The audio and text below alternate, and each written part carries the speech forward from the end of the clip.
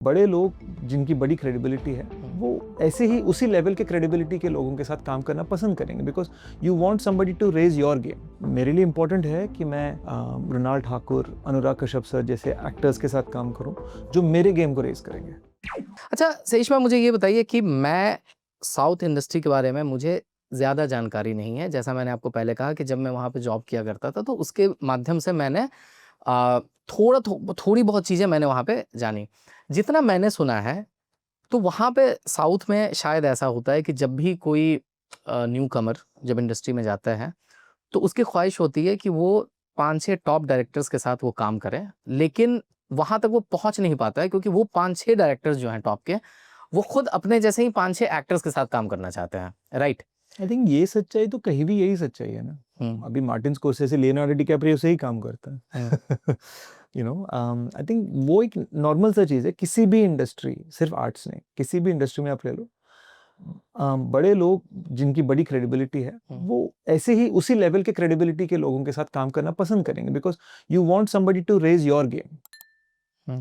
तो you know even me, आज मैं जब मैं 80, 100, 120 करोड़ के पिक्चरें बना रहा हूँ, मेरे लिए इम्पोर्टेंट है कि मैं मृणाल ठाकुर, अनुराग कश्यप सर जैसे एक्टर्स के साथ काम करूं जो मेरे गेम को रेज करेंगे, जो नेशनल फेसेस हैं। इनकी एक मराठी बैकग्राउंड है, सर की एक यूपी बैकग्राउंड है and his black Friday inspired me.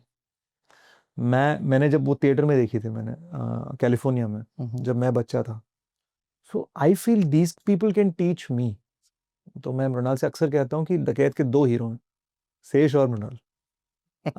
So I feel that's what happens. That is why शायद एक नए लड़के को या एक नई एक्ट्रेस को एक टॉप डायरेक्टर के साथ इमीडिएटली काम करने का मौका नहीं मिलता। शायद वो इतनी आसान बात नहीं है, मतलब कि डायरेक्टर की मर्सिडीज बेंज मार्केट में जा रही, सडनली रुकता कहता है तुम मेरे हीरो हो। It doesn't happen so easily. Correct, correct. लेकिन फिर उस एक अभिनेता को उस मुकाम पर पहुंचने के लिए जिस जिस तरह से कोई भी इंडस्ट्री वर्क करती है कि स्ट्रगल का अपना एक फेज होता है जहां पे आपको गेम में बने रहना होता है कि पिच पे आउट नहीं होने का है। जी। अगर आप पिच पे बने हुए हैं तो लास्ट में भी जाके आप छक्का तो मार ही दोगे। तो मुझे ये बताइए कि जो ये मैं इंडस्ट्री के बारे में ये बातचीत कर रहा था या जो आप जो अभी एग्जांपल दे रहे हो कि आप एक राइटर भी हो, राइट? तो क्या आपको राइटर इसीलिए भी बनना पड़ा ताकि आप अपने अंदर के एक्टर को बचाए रखो? इसीलिए भी नहीं, इसलिए ही। ओके। बट हाँ, मतलब बचपन से ही शॉर्ट स्टोरी ये सब लिखने की आदत तो है ही, बट उसको एक प्रोफेशन बनाना है, that only happened because as an actor I was not getting the scripts जो जिसमें मैं शाइन हो सकता हूँ। विलेन के जरिए हाँ, मतलब एज अ विलन मुझे बहुत सारे बड़े बड़े फिल्में मिल रहे थे, लोग बोल रहे थे यार और विलन के रोल्स करो, हर बड़े हीरो की। मैंने कहा नहीं, मुझे बड़ा हीरो बनना है। So I think that is when I wrote my own and that was my super power. अब हर एक्टर, हर एक्ट्रेस, हर डायरेक्टर, उनके सबकी अपनी अपनी एक स्पेशलिटी होती है।